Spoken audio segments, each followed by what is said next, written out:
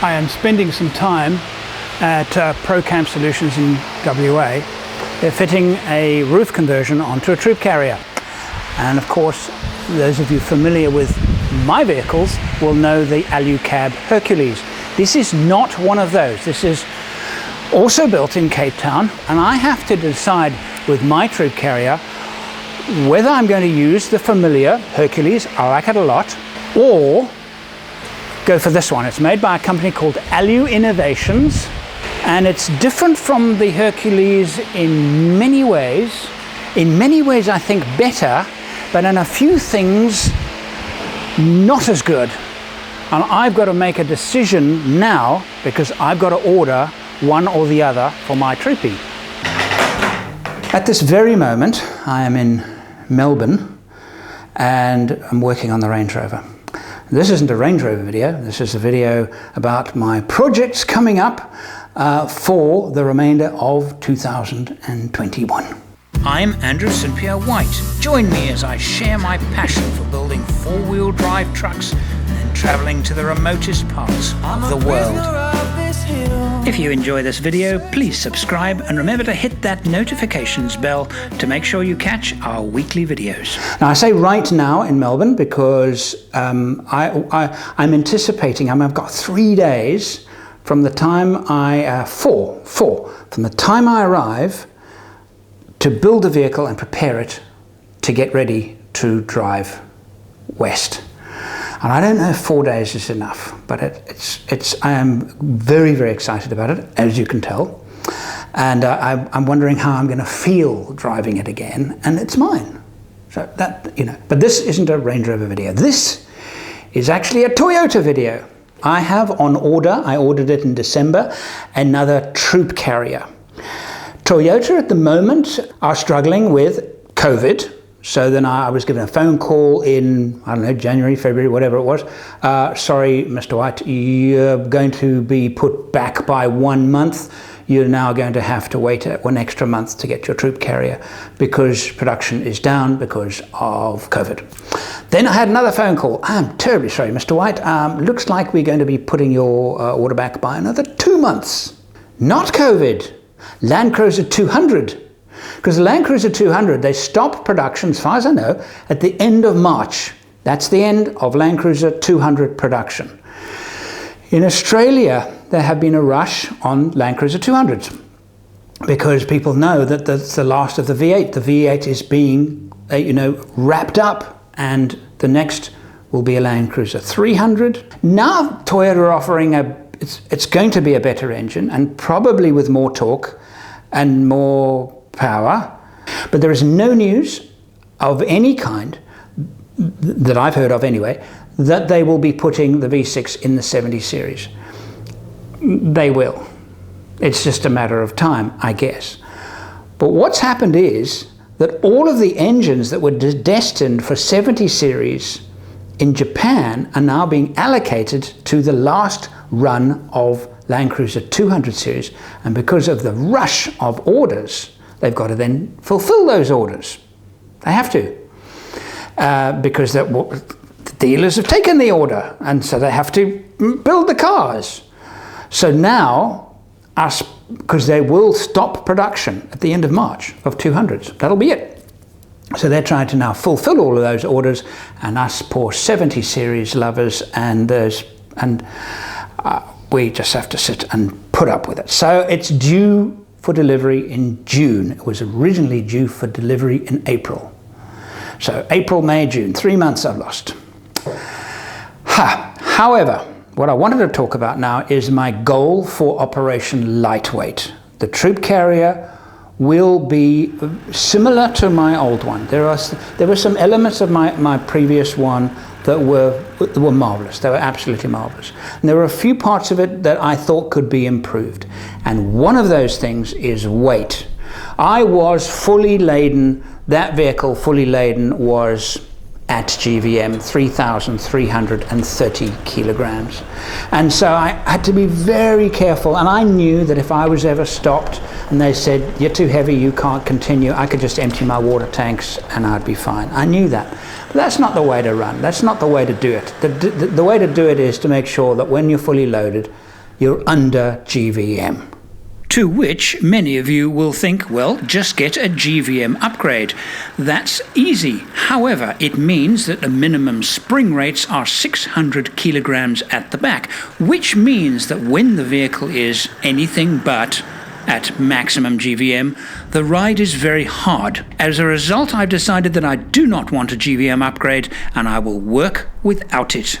Okay, so here's the goal, and you can hold me accountable for this goal, because I will come back to this video in 6-8 months' time, or whenever it is, that I get to the point where the Troopy is pretty much finished, and I will weigh it. And in fact, I'm going to weigh it every step of the way.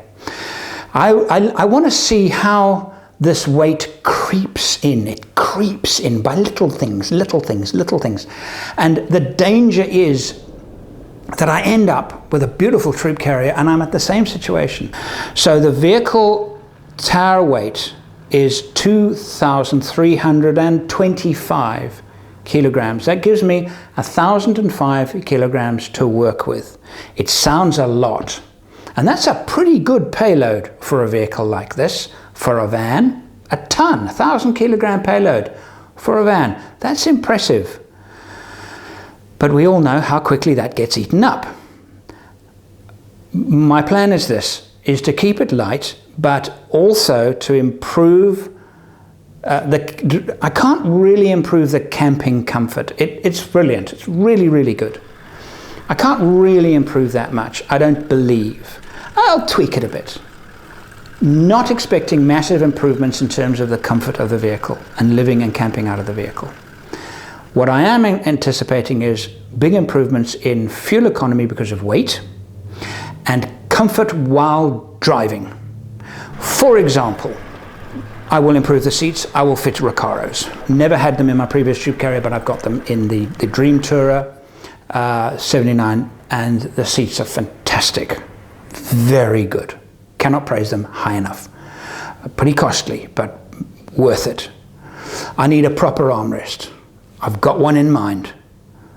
I want the fridge again, the existing fridge system with the Department of the Interior console. Fridge works with the 79 perfectly. With the Troop Carrier, however, it's a little bit too high, and they don't have a standard product at the moment. I contacted them and they said, we've got some ideas to sort this, help you out. So that's great. So that's one thing. I want an armrest and I want a fridge next to me. I'm fitting a Land Cruiser 200 series steering wheel with all of its components and remote systems in the steering wheel. Wouldn't that be cool? There's one available in Australia, and I'm gonna try it out.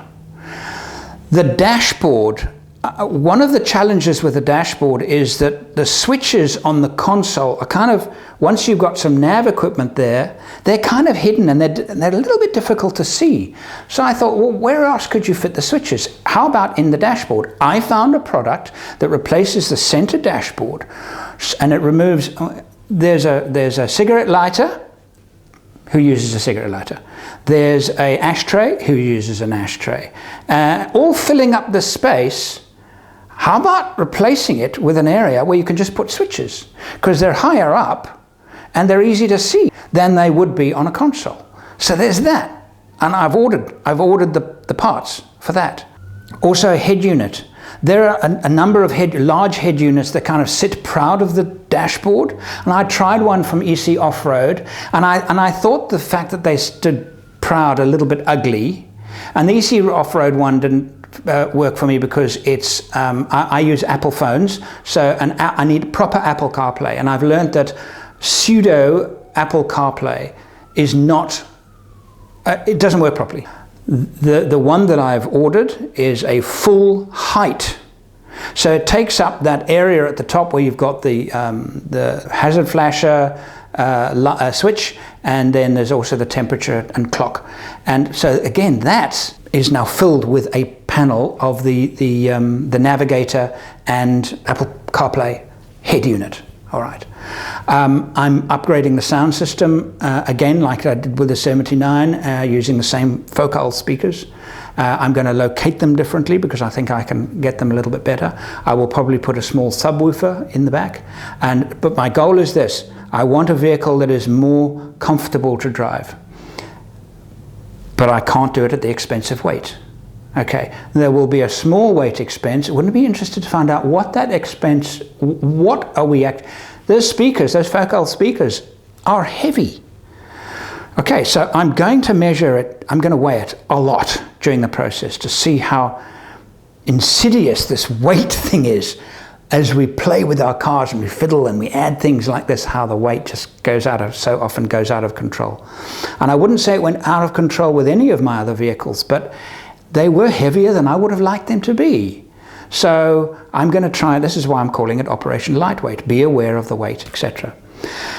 The spring and suspension. So I've got two choices. I really like the Old Man Emu BP51 shock absorbers. I think they're excellent. You know, one of the criticisms of them is that they're quite difficult to adjust. Yes, they are difficult to adjust, not so much tricky to adjust. You've got to climb underneath or put your hands in, you know. They're not easy to adjust. Some shock absorbers are a little easier to adjust, but those shock absorbers don't have both compression and rebound adjustments, unlike the BP51s. And to me, my idea is this, to take the BP51s and combine them with the Terrain Tamer springing, because the Terrain Tamer is doing a 500 kilogram. See, 600 is too much. 500 would be good, particularly if I've got a trailer at the back, and a little bit more than because Old Man Emu go for a standard spring set, it's 400 or it's 600. They don't have anything in the middle. And really the Troopy kind of needs something in the middle, a little bit more than 400, maybe 450, stretched to 500. But if they're parabolics, from the Terrain Tamer parabolics, gives you a lot more give. But because you have a lot more give and you have a lot more wheel travel, you have to control it, which means you need a big shock absorber. I could go for the Terrain Tamer Pro Shock. I could, but I'm thinking that if I need to combine the two. So I'm going to try that, I think. Again, how much is the difference in weight between a standard spring set and a parabolic? Quite a bit. How much? So I'm going to save some weight there. And the goal for the Troopy is to do another absolute beauty that I will fall in love with and hopefully keep for some time. My long-term goal is not to sell it, actually to keep it as my vehicle for a considerable period of time and do some magic trips with it. And this green beauty is actually a client of mine. They live in New Zealand. They sent the vehicle over for me to build for them, and it'll also get a roof conversion done to it, but it'll be the Alucab Hercules, the product that I'm familiar with. So I'm always interested in new innovations and adaptations on designs to make them better, because the Hercules is by no means perfect. It's just one of the best you can get. But I'm seeing some quite promising ideas in that. This is the third one. Okay, second one being fitted in Australia. Can you talk forward? Hold on. I'm good on the line. Yep, actually it's good here. Okay, what about the lines on the side? Okay, but this line... This to me is so exciting. I love seeing a Troopy come together like this. It's so fantastic. I saw a little while ago one of the prototypes. I think it was the first one that had actually come into Australia, fitted to a Troopcarrier, and it fitted well, and it looked good and everything, but there were some design features and some finishes that I thought were substandard. And I noticed here immediately, those have been corrected. So at the time I thought, no, I don't want it for my car. It's not as good as the Hercules. However, this is better than that one. And the big question, of course, will I wrap it again? Yes, I will, absolutely. Wrapping a new vehicle to me is a no-brainer in terms of protecting the vehicle. It just is.